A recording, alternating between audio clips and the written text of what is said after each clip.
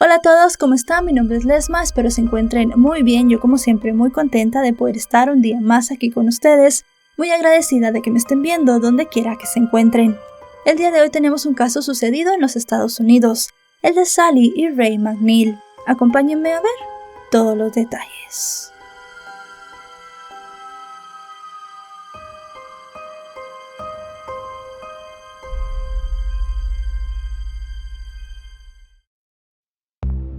El 29 de mayo de 1960 llegó al mundo en la ciudad de Allentown, Pensilvania, Estados Unidos, una niña a quien sus padres llamaron Sally Dempsey.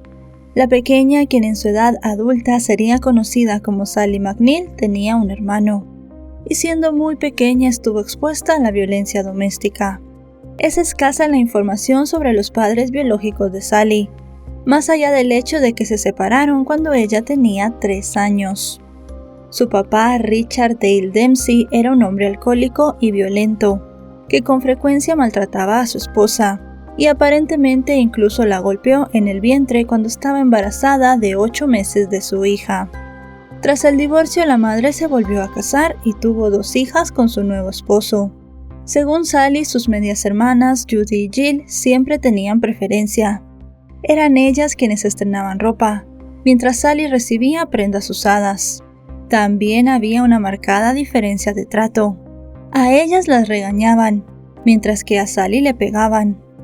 Al crecer en el seno de 2 hogares donde era común la violencia, la joven pensó que eso era normal en todas las familias.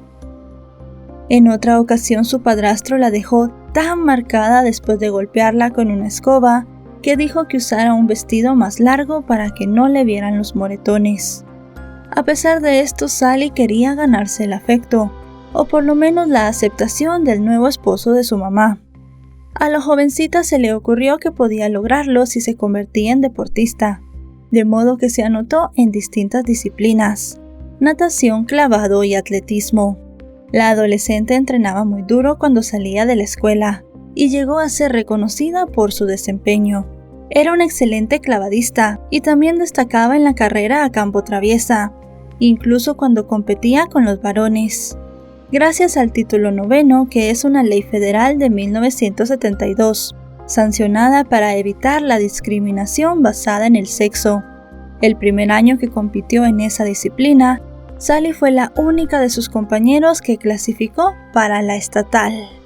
Sally era una persona sin prejuicios raciales, tenía buenos amigos negros y también lo era su novio Víctor, con quien estuvo al menos 9 meses en su tiempo en la secundaria. Como sus parientes eran racistas, ella procuró mantener esa relación a sus espaldas, y cuando la descubrieron, según ella misma recuerda, le gritaron, la llamaron amante de negros y la castigaron todo el verano. Cuando Sally terminó la secundaria, se matriculó en la Universidad X Stroudsburg, con la mente puesta en alcanzar el sueño de convertirse en profesora de gimnasia.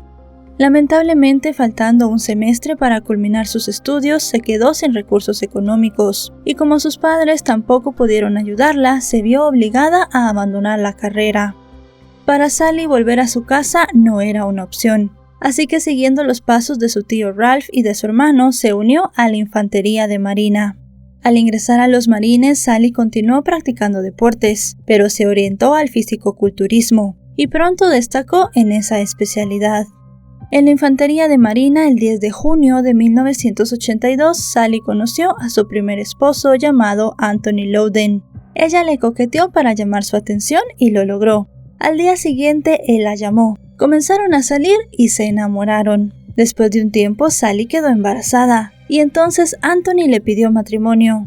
Juntos tuvieron una niña a la cual llamaron Shantina, y 2 años después nació su segundo hijo de nombre John. Recordando su relación con Anthony, Sally dijo que al principio, como en cualquier relación, todo iba muy bien, pero con el paso del tiempo el hombre comenzó a comportarse de manera violenta. La celaba por todo y quería saber en cada minuto del día dónde estaba y con quién estaba hablando. Según comentó Sally, él incluso llegó a tirarla de las escaleras en varias ocasiones. Los vecinos de la pareja se dieron cuenta de este maltrato y le recomendaron a Sally que dejara al hombre. Ella comenzó a pensar que tal vez eso era lo mejor y acudió a terapia. Recordemos que Sally en su hogar solamente había vivido violencia, por lo cual en los primeros maltratos que Anthony le dio, ella tenía muy normalizado esto. Pero una vez fue a terapia, se dio cuenta que el estilo de vida que estaba llevando no era bueno y que tenía que separarse de este hombre. Aprovechando que la iban a trasladar a Camp Pendleton, la base oficial de marines de la costa oeste, ella le pidió el divorcio a Anthony y se fue con sus hijos a este lugar. Sally siguió entrenando y participó en su primera competencia de fisicoculturismo en el torneo de las Fuerzas Armadas el 14 de febrero de 1987 y logró el cuarto lugar. A fines de la década de los 80 había ganado 2 veces el campeonato físico de dichas fuerzas. El 25 de mayo de 1987, Sally se convirtió oficialmente en una mujer divorciada. Apenas 12 días después, el 6 de junio, conoció a Ray McNeil, otro militar y culturista muy competitivo, de quien quedó prendada desde el primer momento. Juntos siguieron practicando el culturismo e incluso coincidieron en competencias dentro de las fuerzas.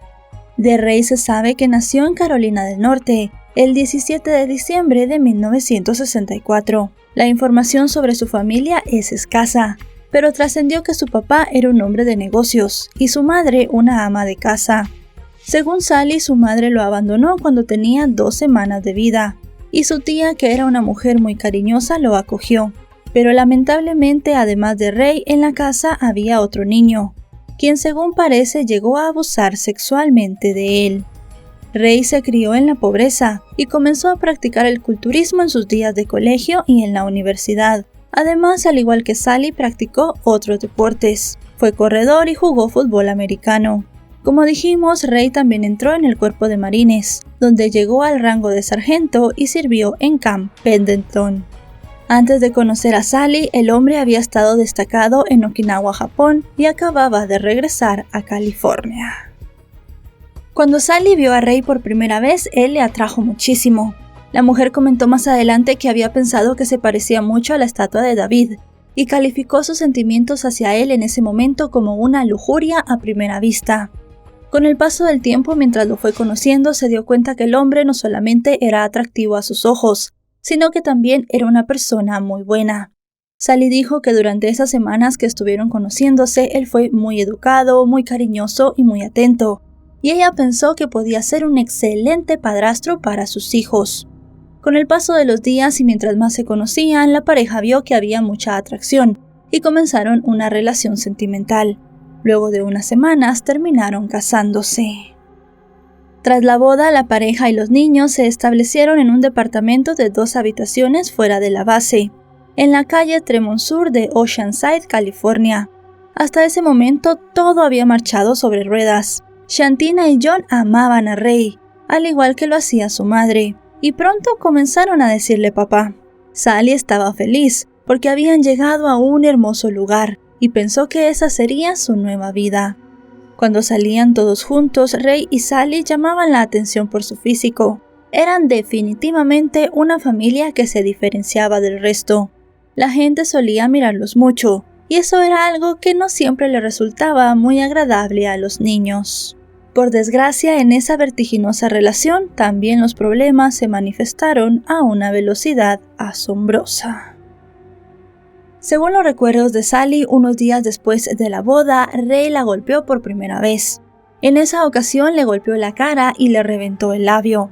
El hombre, unos minutos después de haberle dado la golpiza, se acercó a ella y le pidió perdón. Le dijo que no volvería a hacerlo. Sally quería tener una familia feliz y confiaba en que Ray cambiaría, así que en ese momento lo perdonó, pensando que el hombre iba a tener otra actitud. Pero esto no fue así. Él siguió siendo muy violento con ella. Tenía un carácter muy volátil. Era tan cambiante que en la familia lo llegaban a comparar con el Dr. Jekyll y Mr. Hyde, porque realmente podía estar en un momento muy feliz y al otro muy enojado y parecía otra persona completamente distinta. No solamente Sally sufrió del abuso de este hombre, sus hijos también lo hicieron. Él les pegaba con un cinturón cuando hacían travesuras, y según contaron los chicos más adelante, los encerraba a los 2 en una habitación. Mientras le pegaba a uno, hacía que el otro observara. El hijo varón de Sally comentó que él en ese momento llegó a odiar al hombre, ya que pensaba que era una persona muy mala. Shantina también dijo que no entendía cómo su madre había estado tanto tiempo con ese hombre y cómo había permitido que él los golpeara. A pesar de todos los abusos, el matrimonio siguió unido. Siguieron entrenando y en 1990, tanto Ray como Sally se presentaron al campeonato de las Fuerzas Armadas y lo ganaron. Pero mientras brillaban en los eventos de fisicoculturismo, se tejía una trama oscura, alimentada por sus traumáticas experiencias pasadas, el consumo de esteroides y la infidelidad de Ray. Y es que la violencia del hombre no solamente se presentaba en su casa, sino también en su día a día. En una ocasión, durante una pelea en un bar en el que trabajaba como personal de seguridad, Ray dejó ciego a otro sujeto por la fuerza que le aplicó en los ojos con sus dedos pulgares. Sally aseguró que el hombre era un monstruo, que a todos les agradaba, pero cuando estaba de malas iba a la casa y se desquitaba con ella. Con la historia de violencia que la rodeó desde la más temprana infancia, Sally también era reactiva cuando se sentía amenazada, y no era extraño que reaccionara con ira contra los demás frente a distintas situaciones. Esto le valió un historial de comportamiento deficiente en el Cuerpo de Marines, por lo que en 1990 fue degradada de su rango de sargento, y tiempo después fue dada de baja. Antes de salir de la fuerza, Sally trabajaba en la cantina de la base, y el mantenimiento de la familia dependía fundamentalmente de ella. En esa época también solía buscar latas en los basureros con el fin de venderlas para reciclaje. Entonces Sally aprovechó sus destrezas para aumentar los ingresos, y al igual que otras fisicoculturistas comenzó a hacer dinero participando en concursos de fuerza, algo en lo que ella era muy buena. En uno de esos eventos, un hombre llamado Bill Wick le preguntó si quería luchar para él, y ella accedió. Bill era un entrenador de lucha, y hacía videos de mujeres fisicoculturistas peleando, los cuales vendía por correo a pedido. Él enseñó a Sally a hacer distintas maniobras como el tirabuzón o la llave de cabeza. La grababa luchando en videos dramatizados y le pagaba $50 la hora. Según los amigos de Ray, a él no le molestaba que Sally ganara dinero con esa actividad, porque después de todo esos ingresos le permitían a él seguir con su carrera. Después Sally se diversificó y comenzó a luchar para otras personas, hasta que decidió manejar su negocio de manera independiente, pensando que no tenía sentido dejar que la explotaran. Debido a esto creó su propia productora llamada Top Secret y comenzó a hacer sus propios videos, el primero de los cuales se llamó Nevada, y la muestra a ella luchando con un hombre sobre la nieve. A continuación hizo un video de ella en el Cuerpo de Marines, que tituló Las aventuras de la soldado Selina, en el que luchaba con un supuesto sargento que había sido malo con ella. En este audiovisual incluso le permitieron trotar con un grupo de marines. Sally también comenzó a realizar sesiones privadas de lucha, en las que hombres a quienes en la época se les conocía como schmoes, la contactaban de forma directa y le pagaban $300 por pasar una hora forcejeando con ella. Sally consideró que el dinero que ganaba compensaba el lado oscuro que podía tener esa actividad. De hecho, llegó a tener mucho éxito, y su agenda la llevó a viajar por todo el país. Esto para sostener encuentros con sus clientes, que provenían de distintos estratos sociales y actividades. Por la forma en la que se presentaba Sally en varios de los anuncios que tenía para atraer clientes, se ganó el apodo de Killer Sally, lo que podríamos traducir al español como Sally la asesina. En uno de estos videos ella aparece con un arma. Dice que durante 11 años estuvo en los Marines y era llamada la Sargento McNeil, y después de eso invita a cualquier persona que quiera luchar con ella a contratar sus servicios. El negocio iba tan bien que Ray dejó los Marines unos años después, y pudo concentrarse al 100% en su carrera como fisicoculturista, pero estaba consumiendo tantos esteroides que estos lo hacían todavía más violento. En 1991 se tituló Mr. California. También obtuvo el carnet profesional de la Federación Internacional de Culturismo y Fitness, IFBB por sus siglas en inglés, al ganar el campeonato norteamericano, luego de vencer al favorito Paul Dillett, quien según Sally, a diferencia de su esposo, no tenía la espalda suficientemente definida. También en 1991 quedó en segunda posición en el concurso profesional de culturismo en las cataratas del Niágara, lo que le permitió clasificar para el Míster Olympia. En ese concurso quedó 15º, lo que lo llevó a pensar en la posibilidad de retirarse del fisicoculturismo, para dedicarse a la lucha profesional o a la comedia. En una entrevista, Ray comparó el culturismo con el cuerpo de marines. Dijo que se es marín 24 horas al día, y que era lo mismo lo que ocurría con el fisicoculturismo. Además del duro entrenamiento y su estricta alimentación, Ray comenzó a ayudarse del uso de esteroides para aumentar su masa muscular. Él tomó varios tipos de estos, y Sally también durante su carrera llegó a consumir algunos. Ella consumía uno de nombre Anavar, que varias compañeras que hacían lo mismo que ella estaban consumiendo. Esto le ayudaba muchísimo con su fuerza, y las otras mujeres le habían hablado muy bien del tema. Eso sí, Sally nunca quiso consumir otras cosas como por ejemplo testosterona, ya que decía que podía tener muchos efectos secundarios en su cuerpo de mujer.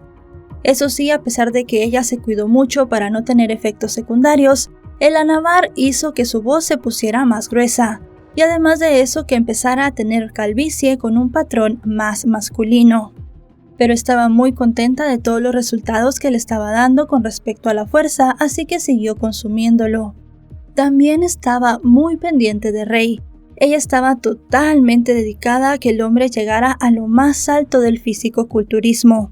Ray cada vez que consumía esteroides quería más y más, y en Estados Unidos se los vendían solamente con receta y de una manera muy regulada, por lo cual Sally tenía que cruzar la frontera y llegar a Tijuana con sus hijos. En este lugar ella podía comprar todos los esteroides de muchos tipos que quisiera sin tener una prescripción médica. Con el paso del tiempo, Ray esperaba que Sally dejara de ponerle atención a su carrera como fisicoculturista y se volcara totalmente hacia él. Pero ella en su corazón todavía tenía la ilusión de llegar a ser una profesional. En su mejor año, Sally logró el 5º puesto en Estados Unidos, pero no pudo llegar a convertirse en profesional porque ganaba más dinero en la lucha libre. Como dijimos, otro factor que contribuía a avivar las turbulencias en el matrimonio de los McNeil fueron las infidelidades de Ray. Estas llevaron a su esposa al límite, lo que con su carácter explosivo se tradujo en amenazas y actos de violencia contra sus potenciales rivales amorosas. En una ocasión, en medio de un evento de culturismo, Sally atacó a una mujer, con quien aparentemente Ray se estaba viendo. Se fue encima de ella, la inmovilizó contra el suelo y la golpeó varias veces, mientras que gritaba que se había acostado con su esposo. Por esto, el Comité Nacional de la Disciplina la suspendió por 1 año. Sin embargo, sus arrebatos no solo los provocaban las mujeres que se relacionaban con Ray. Sus antecedentes de violencia daban cuenta de una ocasión en la que terminó arrestada por agredir a un cartero. En otra pateó 3 veces en la cara al portero de un club, que la confrontó por bailar ebria sobre las mesas, y luego amenazó con matar a los policías que llegaron al lugar para controlar la situación. Su hijo John también recordó una oportunidad en la que su mamá agredió al padre de un compañero de la escuela que se metió con él.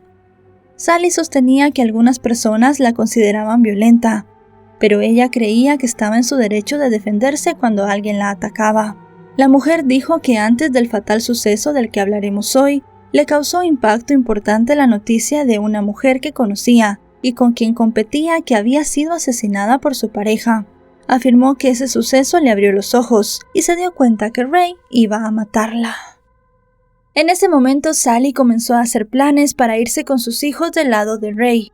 Lo primero que ella pensó fue irse a Pensilvania. Su madre estaba vendiendo la casa familiar donde ella había crecido, y llegaron a un acuerdo que si Sally pagaba $50 a ella todas las semanas, se podía quedar viviendo en la casa. Sally pensó que era la mejor opción y comenzó a preparar a sus hijos para mudarse.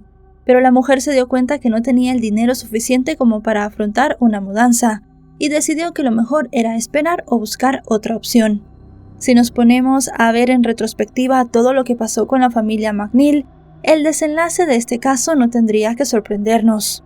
La relación tóxica entre Ray y Sally llegó a su punto máximo el día de San Valentín de 1995.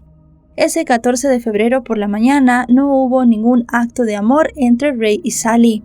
No se felicitaron ni se dieron ningún regalo. Parecía un día más para la familia.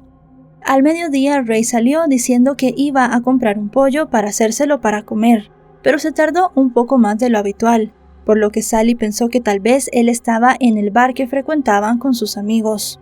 La mujer comenzó a arreglarse para alcanzar a su esposo en este lugar, pero esto no era así. Ray sí había ido a comprar el pollo. Lo que pasó fue que la tienda estaba un poco más llena de lo normal, así que por eso él tardó más tiempo. Cuando llegó a la casa y vio que Sally se estaba arreglando, comenzó a pensar que tal vez iba a verse con otra persona, y debido a esto comenzó una fuerte discusión entre ellos.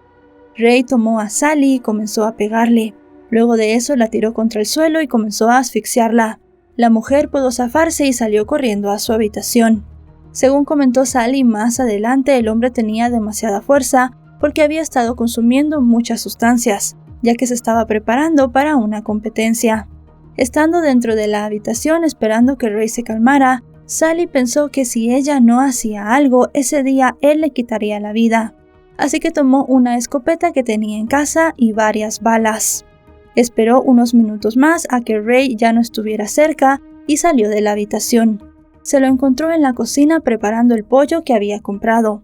Sally le pidió al hombre que se fuera de la casa, pero él se negó. Debido a esto, ella le dio primero un disparo en el abdomen. Él tenía tanta fuerza que se abalanzó sobre ella, así que Sally le dio otro disparo en la cara. Después de esto, la mujer salió del apartamento, le tocó a su vecino y le entregó la pistola.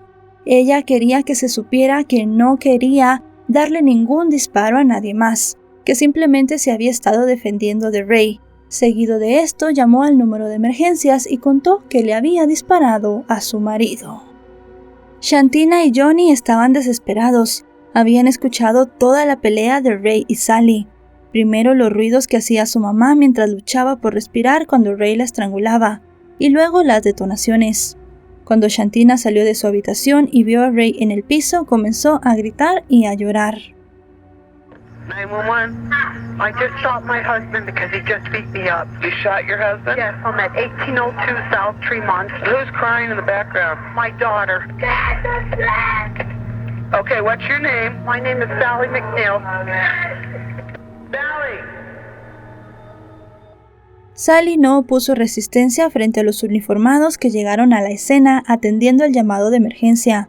Les dio la versión de los hechos y fue trasladada a una sede de la policía.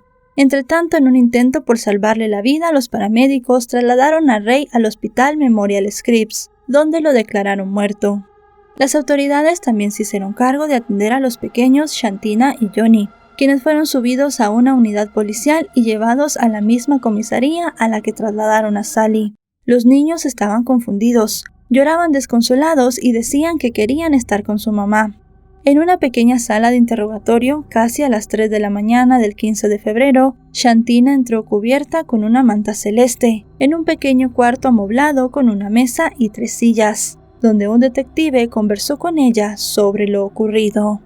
La pequeña le dijo a la funcionaria que cuando escuchó los disparos estaba por salir de su habitación para pedirle a sus padres que dejaran de pelear, porque estaba cansada de eso y no le gustaba cuando discutían así.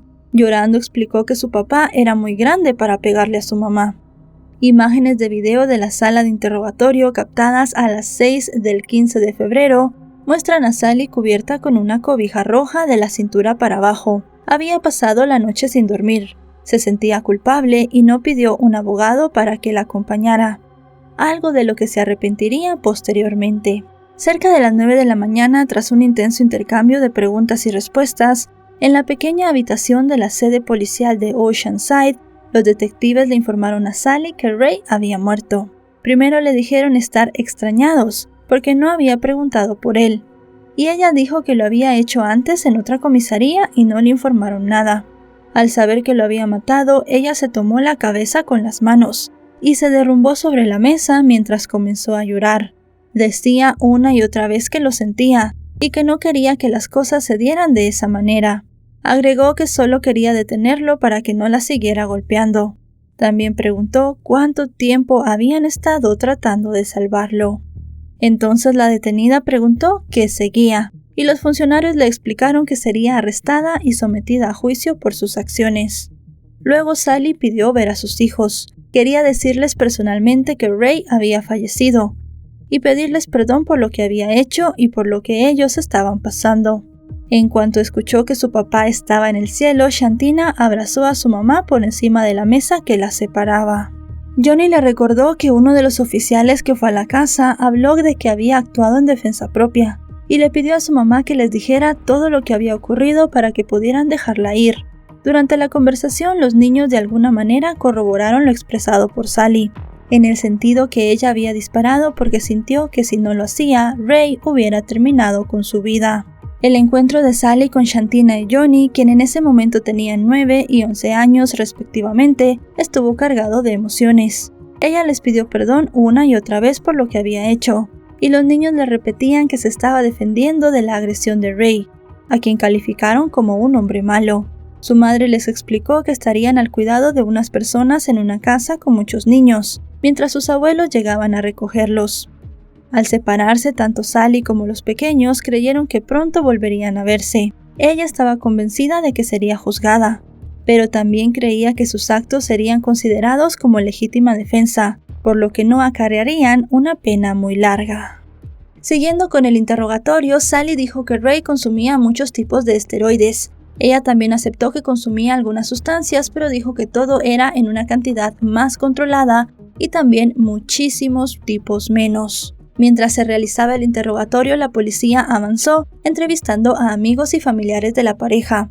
Uno de los amigos de Ray, que también era fisicoculturista, lo describió como un hombre promiscuo, que no tenía respeto por su matrimonio y que siempre estaba con diferentes mujeres. Él comentó que en una ocasión comenzó a tener miedo de lo que Sally podía hacer si se enteraba que Ray le era infiel. Otra de las personas con las que conversaron fue una mujer llamada Marianne, a la que Sally se refería como Mary Myers. Ella iba al mismo gimnasio que la pareja y se estaba viendo con Ray en la época del crimen. Marianne dijo que se habían conocido 3 años y medio antes del crimen, cuando Ray estaba entrenando para el torneo norteamericano con el que se hizo profesional. Dijo que él no era feliz en su matrimonio y que le había sido infiel a Sally en varias ocasiones. Sally comentó que se enteró de la relación de Ray con Marianne cuando vio el número de la mujer en la cuenta de servicio de telefonía. La reacción de la esposa engañada fue llamar a dicho número y amenazar a su rival. Le dijo que si se acostaba con su esposo iba a golpearla y le advirtió que no debía volver al gimnasio. DJ Jeffers, uno de los amigos más cercanos de Ray, dijo que él realmente amaba a Marianne y que quería dejar a Sally para comenzar una vida con ella. DJ recordó que le advirtió a Ray que había un arma en la casa y que Sally era capaz de matarlo. Agregó que había hablado con el hombre la misma noche en que fue asesinado, pues lo llamó para que se encontraran en su casa. Cuando DJ llegó, Sally lo dejó entrar, pero Ray todavía no había aparecido. El testigo dijo que Sally actuaba de forma extraña, y como su amigo demoraba, pensó en ir a comer algo mientras hacía tiempo. Aunque Sally insistió en que se quedara, DJ la convenció de que le permitiera salir, y le prometió que volvería pronto. Fue en el lapso en el que DJ se ausentó que Ray volvió a casa y ocurrió el asesinato. Él recuerda que cuando regresó ya estaba el lugar lleno de policías, y se culpó por no haberse quedado. Quizás de haber permanecido allí, las cosas no hubieran llegado a ese nivel. Los días pasaron y con las manos esposadas a la espalda, visiblemente afectada, y haciendo un esfuerzo por contener las lágrimas, Sally compareció el 18 de febrero en un tribunal en San Diego para enfrentar los cargos por haber asesinado a su esposo. Su abogado, William Raphael, dijo que su cliente se declaraba no culpable de los cargos que le imputaban. Explicó que había una larga historia de violencia doméstica entre los McNeil, e incluso hizo referencia a una orden de restricción en contra de Ray. El letrado declaró a los medios que esos hechos tendrían un peso muy importante en su estrategia de defensa. Tras la imputación de los cargos en su contra, Sally quedó detenida con una fianza de $1 millón. Luego de esto, el abogado defensor de Sally presentó una solicitud para que la fianza de la mujer fuese bajada hasta los $100,000. Esta solicitud fue aceptada, y Sally logró obtener el dinero gracias a las personas que la seguían en su página web y veían sus videos. En ese punto de la historia había muchas personas que apoyaban a Sally, que estaban seguros que en efecto ella era una mujer maltratada que simplemente se estaba defendiendo a ella misma y a sus hijos de un monstruo. La mujer salió en libertad bajo fianza a la espera del juicio y fue a estar con sus hijos. Su abogado defensor le pidió que hiciera algunos cambios en su imagen. Le pidió que dejara de levantar pesas y que no utilizara hombreras. Él quería que el jurado pudiera ver a Sally como una verdadera víctima de violencia doméstica, y pensaba que con un físico muy fuerte, las personas podían pensar que ella no era ninguna víctima. Poco a poco la investigación fue avanzando, y exactamente un año después del asesinato, el juicio comenzó. El 14 de febrero de 1996 comenzaron las declaraciones de apertura del juicio, el cual se extendió por 3 semanas. El fiscal de distrito Daniel Goldstein presentó a la acusada como una mujer abusiva, que por sus características de personalidad no podía ser una mujer maltratada y que corría peligro, que era lo que trataría de demostrar la defensa. Afirmó que era una esposa celosa, que había asesinado al culturista y exmarín con premeditación, porque no la amaba como ella quería que la amara. Sostuvo que era una mujer violenta y a la vez no podía ser una mujer maltratada. Para demostrar los antecedentes de violencia de la procesada, el fiscal de distrito Daniel Goldstein presentó evidencia sobre los ataques que la víctima había recibido de su esposa, como una manera de desmontar el planteamiento de que ella había sido maltratada. El fiscal dijo que en el pasado Sally había golpeado a Ray, y también le había arrojado distintos objetos desde un segundo piso, mientras él se encontraba abajo, entre ellos unas pesas y una videograbadora. También echó mano de los incidentes de agresión contra otras personas a los que nosotros ya hicimos referencia. La defensa de Sally por su parte argumentó que su cliente había actuado para defenderse del ataque de su esposo, cansada de años de violencia física y sexual sostenida. Una amiga de la imputada llamada Peggy Hook habló en el estrado sobre los abusos de los que Sally era objeto y afirmó haberla visto lesionada debido a las palizas que recibía. El abogado de Sally dijo que ella sentía devoción por su esposo y que esto hizo que él la degradara y la golpeara.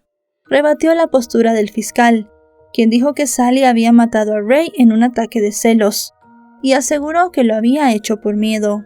El letrado sostuvo que tal como lo establece la ley, Sally tenía derecho a defenderse contra un daño inminente y una posible muerte.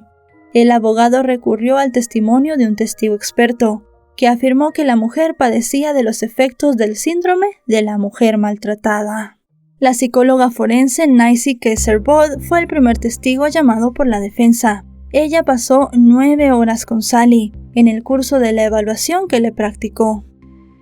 He wasn't punching me in the head or throwing me, he was choking me. A lot of times I would run and dive on the bed. He'd come running after me and dive on top of me and start choking me. Debido a esta extensa evaluación, la profesional dijo que ella tenía muchas pruebas de que Sally era una víctima de maltrato. Comentó que se veía que la mujer también tenía muchos rasgos de tener estrés postraumático. Dijo que había vivido en un hogar violento y que estaba siempre a la defensiva por eso mismo. Comentó varios episodios de violencia que Ray tuvo con Sally, y producto de estos durante todos los años de matrimonio, ella terminó con 5 huesos rotos. Todo esto hacía que Sally siempre estuviera viendo por encima del hombro, pensando en qué podía pasar y asumiendo que Ray podía matarla en cualquier momento. Así que pensaba que en efecto ella ese día había actuado puramente por miedo. También se habló de que Sally ya había denunciado a Ray con los marines en distintas ocasiones. Si bien los superiores de Sally la habían apoyado en estas denuncias, Ray la había golpeado tan fuerte cuando se enteraba de esto que le pedía que quitara las denuncias, y Sally por miedo siempre lo hacía. En la corte también se ventiló que el día que Ray falleció se tardó 2 horas más de lo planeado para regresar a casa con el pollo.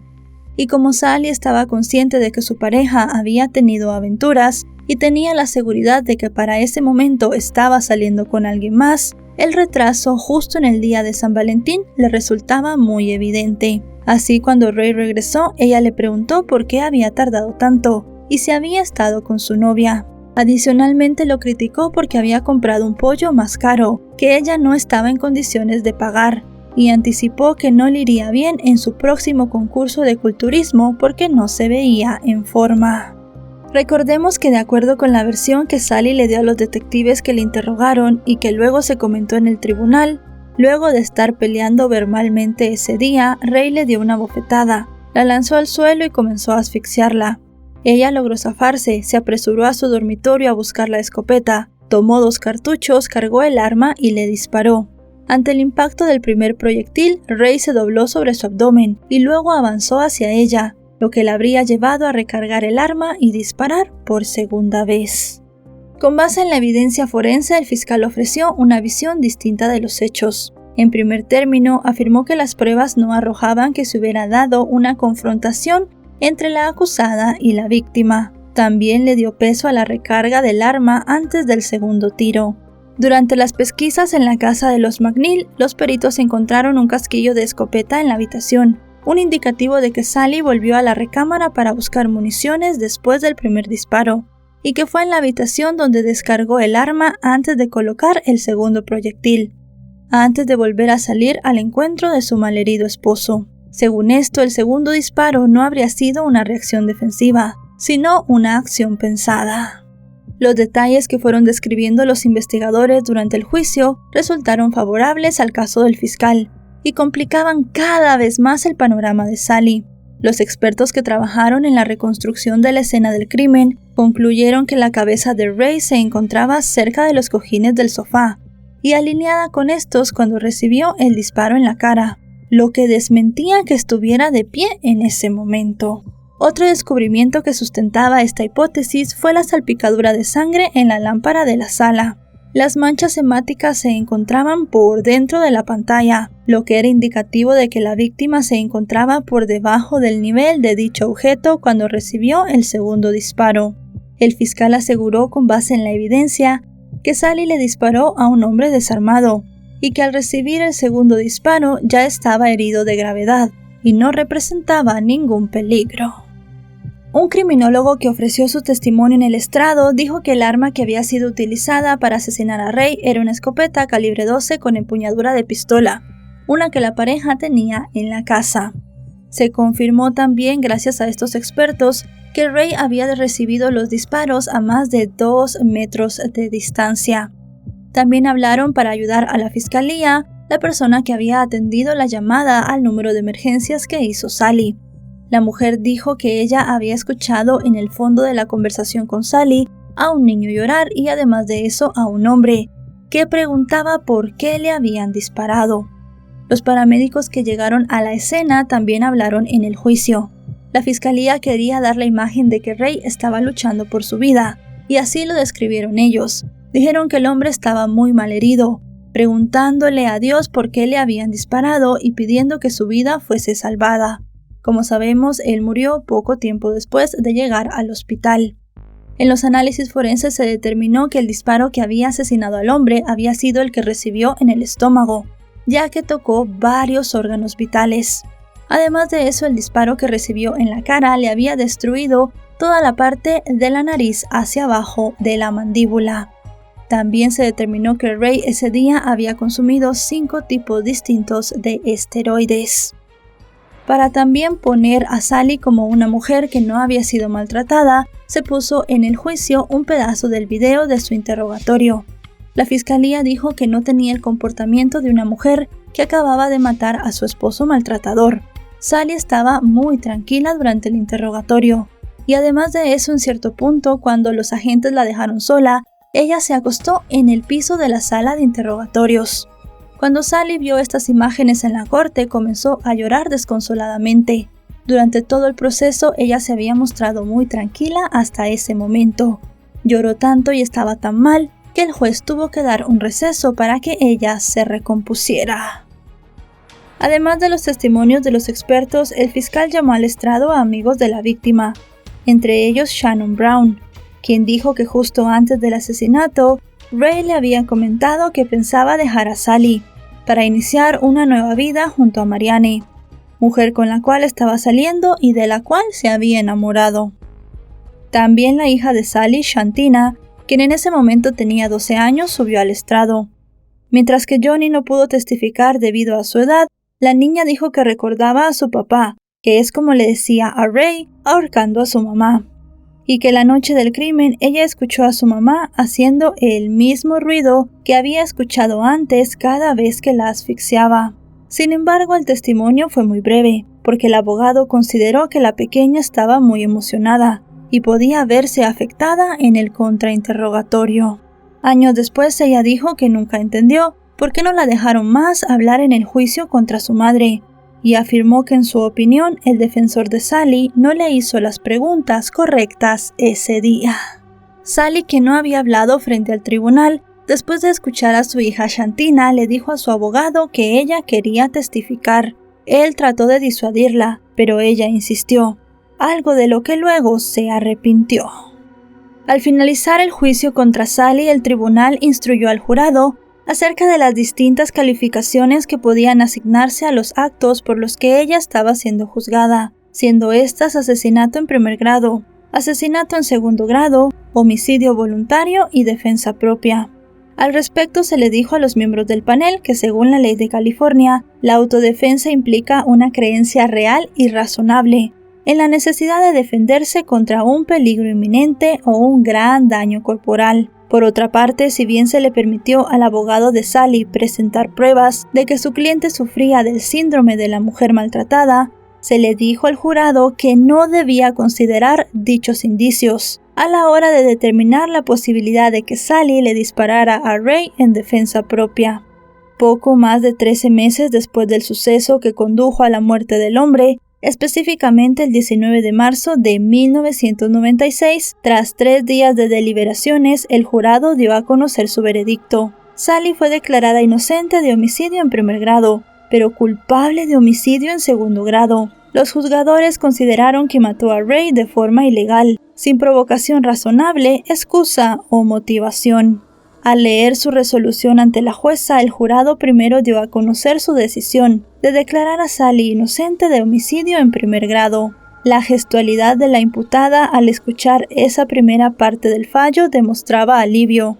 Sin embargo, de inmediato llegó el resto de la decisión, y las esperanzas de Sally se desvanecieron. Sally recibió una sentencia de cadena perpetua con un mínimo de 19 años, y se le asignó el Centro de Mujeres de California Central en Chowchilla como lugar de reclusión.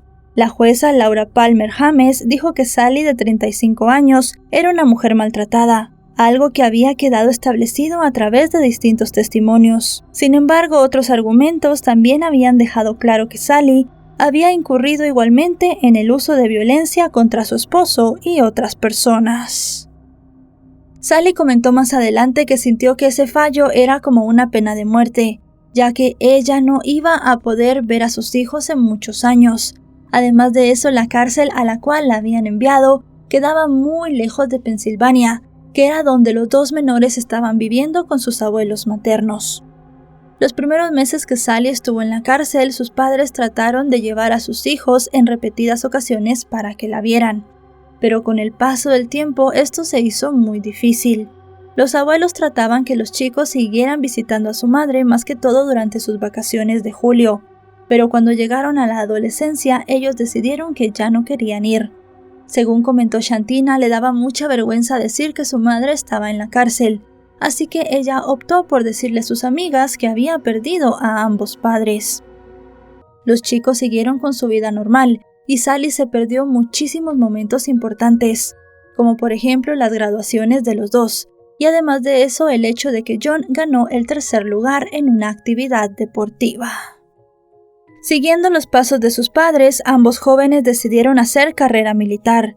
En esa época, Johnny y Sally mantenían comunicación por cartas.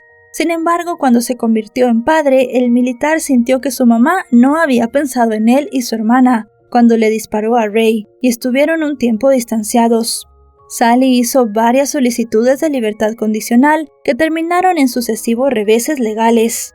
El 29 de mayo de 2020, casi 25 años después de su sentencia, el Departamento de Correccionales y Rehabilitación de California finalmente le otorgó a la mujer el beneficio de libertad condicional. Para el momento de recuperar su libertad, Sally, quien en ese entonces tenía 60 años, se instaló en una vivienda en el Centro de Transición de Veteranos en California y consiguió trabajo en un almacén. Allí también se volvió a enamorar e incluso se casó. Sally conoció a su nuevo esposo, Norfle Stewart, a través de un grupo de apoyo en dicho centro, y contrajeron matrimonio 1 año y medio después de conocerse. Ya antes de rehacer su vida sentimental, Sally había retomado la relación con sus hijos. Shantina la visitó y llevó a su hijo para que conociera a su abuela. Madre e hija se habían visto por última vez en el año 2004. En su vida personal, Shantina vivió una situación muy parecida a la de su mamá. Se casó con un hombre que la maltrataba, del cual logró separarse. Su propio drama le permitió comprender a su madre, y la razón por la cual, a pesar del abuso, Sally permaneció tanto tiempo junto a Ray. En su opinión, ella simplemente quería que él la amara. La joven sirvió en la primera división de infantería de Irak, y a raíz de esto también padecía estrés postraumático por el combate. John, el menor de los hermanos, que como dijimos también se convirtió en soldado, sirvió 5 misiones en Afganistán y también fue diagnosticado con síndrome de estrés postraumático. El hombre también estuvo en tratamiento por problemas de alcoholismo y drogadicción. En una entrevista siendo adulto dijo que toda su vida estuvo rodeada de violencia y que él mismo actuó mal con su esposa. Durante su estadía en prisión y una vez que recuperó su libertad, Sally mantuvo su versión de lo ocurrido la noche en la que le dio muerte a Ray. Recientemente Netflix estrenó una exitosa serie documental de 3 capítulos sobre el caso, titulada Killer Sally, la físico-culturista asesina, que revivió el interés de la trágica historia que despertó en la década de los 90. La misma recurre al testimonio de la propia Sally, de sus hijos y de otros familiares y amigos, además del fiscal, el abogado defensor y testigos expertos que participaron en el juicio, quienes más de 25 años después de los hechos comparten sus recuerdos sobre Sally y Ray, sobre su relación y acerca del proceso que se siguió contra ella. Sally sigue viviendo en California con su esposo Stuart y logró recuperar la relación con sus hijos. Mientras transita los 60, la mujer reflexiona y considera que a pesar de lo que pasó, tuvo una vida buena y aprecia lo maravilloso que es ser libre. Y bueno, chicos y chicas, hasta aquí el video de hoy. Un caso muy controversial, un caso también bastante largo. Tratamos de traer toda la información posible para que quedara todo lo más explícito que se pudiera y pudieran entender todos los detalles de lo que pasó esa noche. Si bien Sally entró en muchas contradicciones en su primer testimonio, en el interrogatorio y en los exámenes forenses y lo que los expertos también testificaron ese día, muchos otros expertos también dieron su punto de vista de que ella era una mujer maltratada, que había actuado porque realmente se sentía en peligro. Al final eso no se puede demostrar del todo. La única que sabe por qué actuó y por qué mató a Ray es Sally. Al final ella ya terminó cumpliendo su condena y ahora está libre. Si este video les ha parecido informativo, recuerden dejarle un me gusta, recuerden suscribirse si no lo están. Actualizo 3 o 4 veces por semana y si están suscritos les llegará una notificación cada vez que yo suba un video. Ahora sí, nos vemos hasta otro caso. Adiós.